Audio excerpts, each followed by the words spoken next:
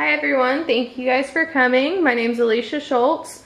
I'm a drafter too at Weatherford. I've been drafting for 9 years and 5 of that has been professionally.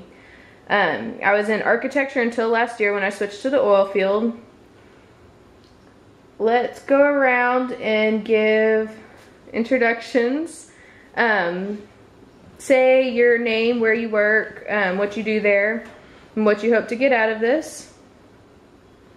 And something that makes you unique to the group. So we'll start with the young man with the hat. My name's CJ. I work at Allied Power Group, and I'm a CNC machinist there. Okay. And what makes me unique is I actually machine the parts, and what I'm trying to get out of it is to actually see what the parts I make do. Okay, great. And sir? My name's Neal. I work for Halliburton, QA/QC tech professional. Kind of curious to just see how the actual drilling process works. Okay, and great. I guess my uniqueness is that I measure the parts that are going down holes, so I'm just kind of curious to see how they all function. Sounds good, ma'am. My name's Janet Neal. I work for a law firm, Phelps Dunbar, in downtown Houston, and we do a lot of oil field litigation, and I was hoping to learn a little bit more so I could understand some of the issues going on. Great. Okay. So whenever I first came to Weatherford, I had come from architecture and I had no idea what I was doing or what even oil, how any of the oil wells worked or anything like that. I had no idea. I was surprised they hired me. And they put me through some classes and basically this type of class, and it helped me a lot. So I was hoping that this will help you understand more of the overview of how everything works together. It's not going to go into too much detail about specifics, but it'll at least show you how the overall process works. So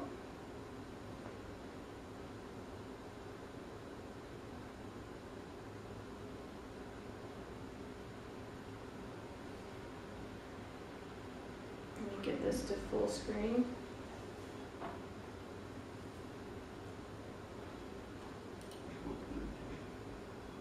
It's this new PowerPoint software. Okay,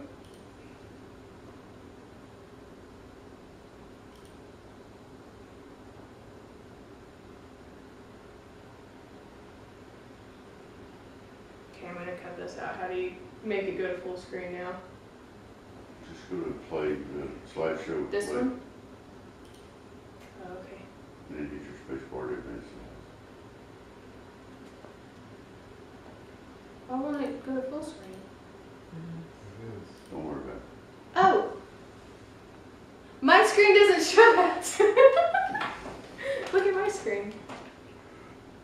Okay, so back to where we are not cutting out. Okay, so a crude overview of oil well drilling. Oil is formed by plants and animals, basically, a long time ago. It comes from the remains. The plants and animals are layered into the sedimentary rock after they die, and since no oxygen is present, the plants and animals turn into carbon-rich deposits, and through pressure and heat, the carbon-rich deposits are converted to oil and gas. There's a cute little animation here, and I'm going to pass out a handout that has all the graphics in the presentation a little bigger so that you can see them better. And that just shows you the process of how everything goes together. Okay, and now I'm going to show you a video from the API website. That's the American Petroleum Institute. They have a great website if you're looking for videos or really any kind of information for education. It's All of the oil and natural gas we use today began as microscopic plants and animals living in the ocean millions of years ago. Like all living creatures, they absorbed energy from the sun, which was stored as carbon molecules in their bodies. When they died, they sank to the bottom of the sea. Over millions of years, layers of these once living plants and animals were formed, alternating with layers of sediment. As the layers stacked up, the tremendous heat and pressure converted them into oil and natural gas. Okay.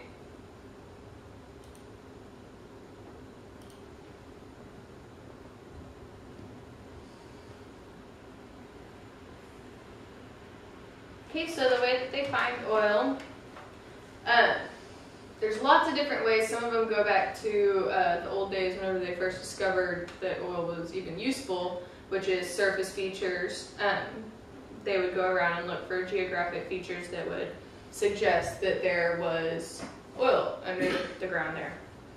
And then the ways that they use most now is through seismology. And they send shock waves down and they read what type of rock is down there by how quickly the shock waves return. So there's another, I'm going to be showing you videos through the API website after any topic, just because it explains it so well.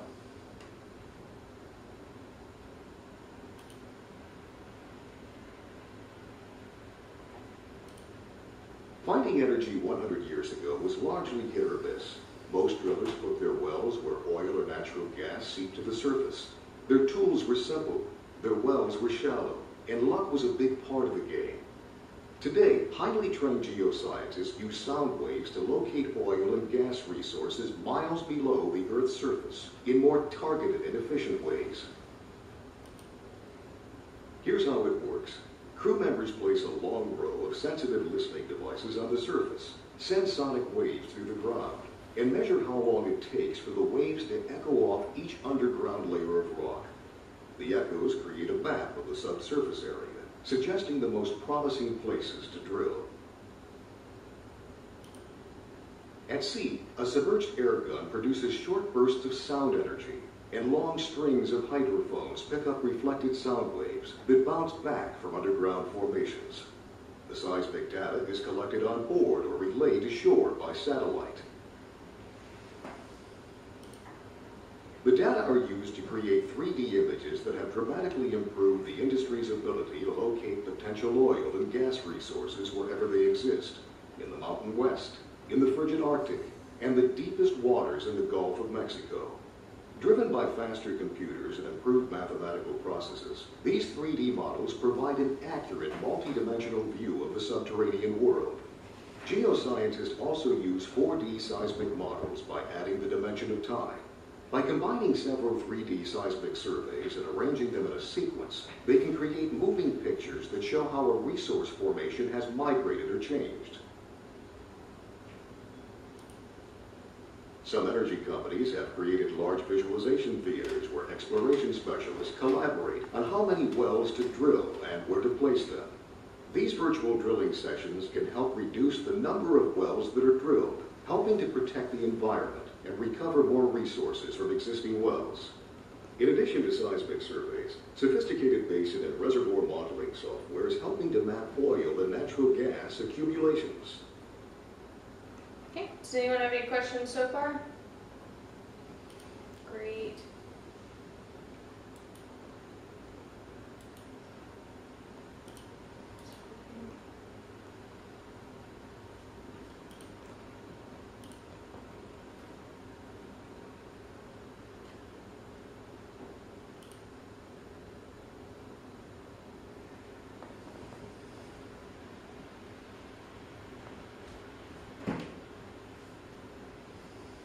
The way that an oil rig works. First thing we're going to go over is the derrick. There's on your handout is a bigger illustration of this, which I got this illustration off of the howstuffworks.com website. It's a really great website for anything, but it has a great section on oil and gas. So the derrick is the structure that holds the drilling apparatus. And then the turntable is one of the parts of the drilling apparatus.